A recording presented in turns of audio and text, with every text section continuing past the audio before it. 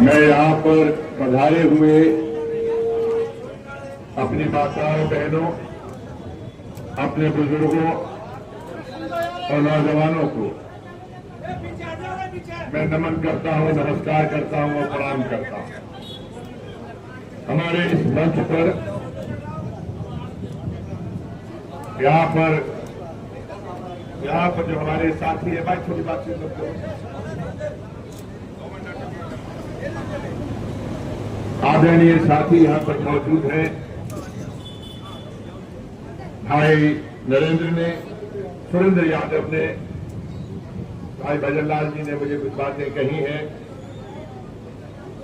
और इस मंच पर मेरे सभी वरिष्ठ नेता आए हुए हैं।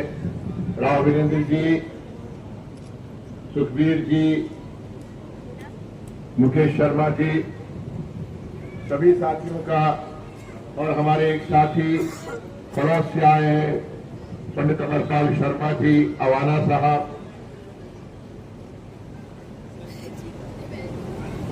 हमारे गोप कन्हैया लाल जी और महेश घोड़ारोप जी, ये तमाम साथी यहाँ मौजूद हैं। किसी का नाम ना ले पाया हो तो भैया मुझे क्षमा करना। अगर नाम नहीं याद आ रहा हो तो 5 जून के बाद बुला लेना, सबके नाम याद कर लूंगा, फिर कभी दिक्कत नहीं आएगी। भाई मैं पहले तो आपसे मैं ये विनती करने आया हूं, मैं कांग्रेस पार्टी के प्रत्याशी के रूप में आपसे वोट की अपील करने के लिए आया हूं। 25 तारीख को मेरा जो चुनाव है उसमें आपसे आपकी सहायता चाहता हूं, आपकी मदद चाहता हूं, आपका आशीर्वाद चाहता हूं। साथियों,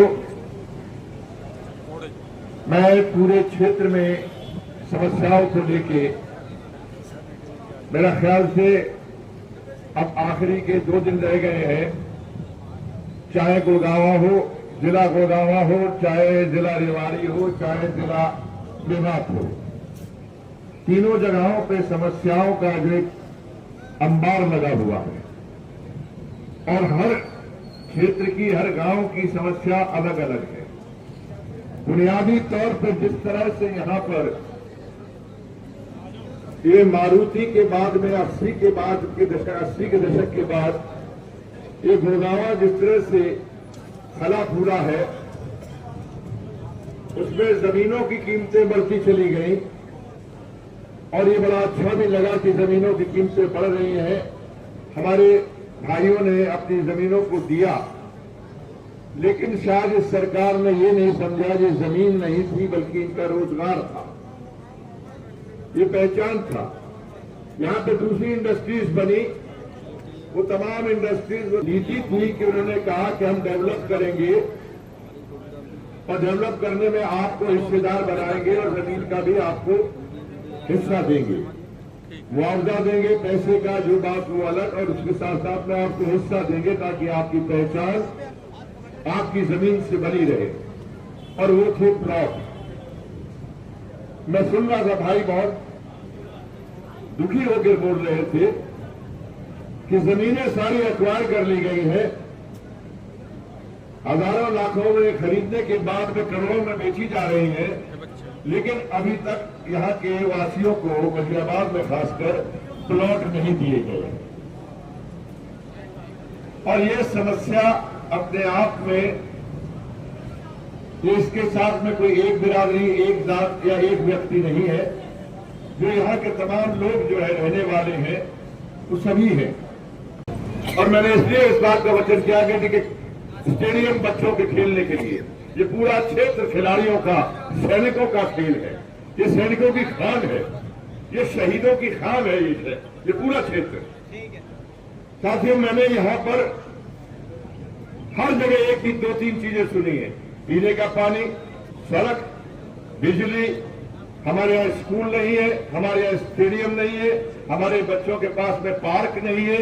ये तमाम चीजें जो यहाँ पर हो गई है और उसके वजह से जमीनें महंगी है, बेचने में लोग लगे हुए हैं और किसी तरीके से हड़पने में लगे हैं, लेकिन जो माहौल में जो चाहिए शायद बच्चों को नहीं मिल पा रहा।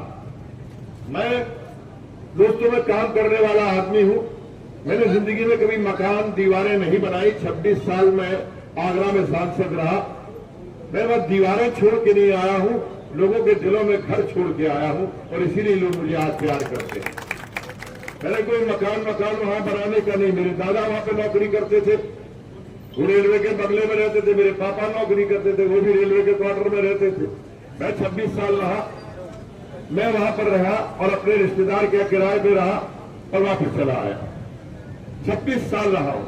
वो सीट सुरक्षित हो गई। मेरी पार्टी ने मुझे आपके पास में भेजा आशीर्वाद देने के लिए।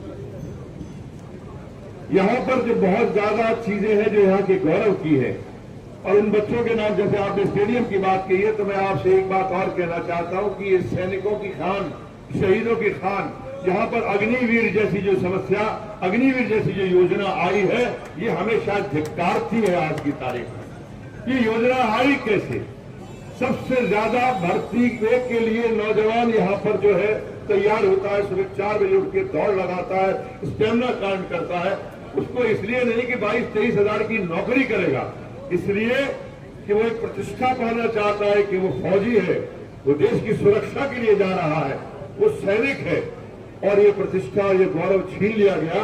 बल्कि आज की तारीख में जो अग्निवीर के लिए जो बच्चों ने अप्लाई किया है, अगर लड़कियों के रिश्ते आते हैं तो उनके परिवार वालों से पूछा जाता है कि आप कच्चा वाला है आपका बेटा या पक्के वाला।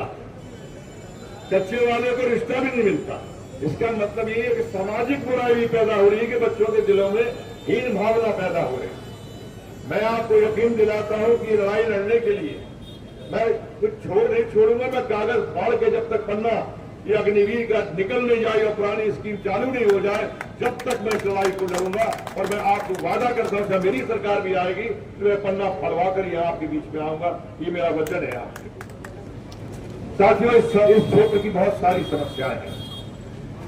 यहां से निकलने के बाद अगली जगह जाऊंगा, इससे ही मिलती जुलती समस्या है।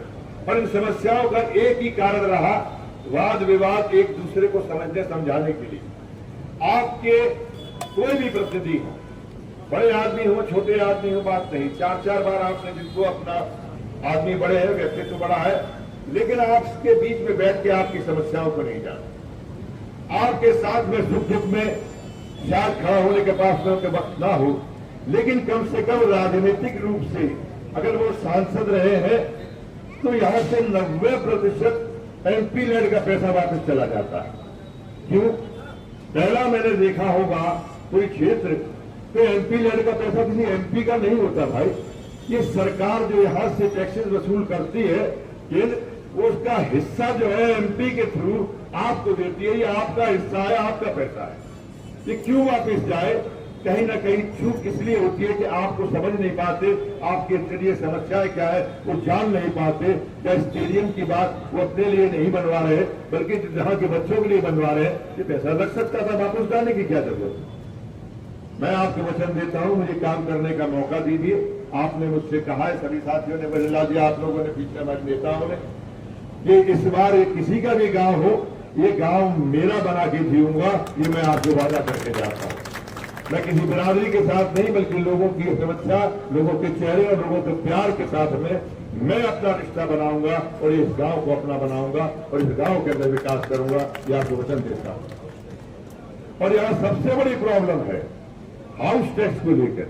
सुविधाएं आपके बीच में है नहीं। हाउस टैक्स ऊपर से, यानी इससे बड़ा तो कोई मेरा ख्याल से कुदाराघात हो नहीं सकता कि हाउस टैक्स को लेकर सभी साथियों को चाहिए। और ये पिछले गांव में भी है, सारे गांव, इस पूरे क्षेत्र में। तो हाउस टैक्स में जब सुविधाएं नहीं, 6 नहीं बल्कि ज्यादा, पूरे गुड़गांव के अंदर हाउस टैक्स है। और यहां भी यही समस्या है। इसके लिए जब तक हम निगम के साथ में, जब तक प्रदेश के साथ में, और 3 महीने के बाद प्रदेश की भी आ जाएगी, ये नियम बदलने होंगे। जिसका लीज, जिसकी जमीन से आप अपने आप को डेवलप बताते हैं, ये जमीन, ये रास्ते बदलने होंगे। ये सिर्फ इसलिए नहीं है, नहीं, ये हमेशा होता है। जो गांव एक्वायर किए जाते हैं उनसे नहीं लिया जाता।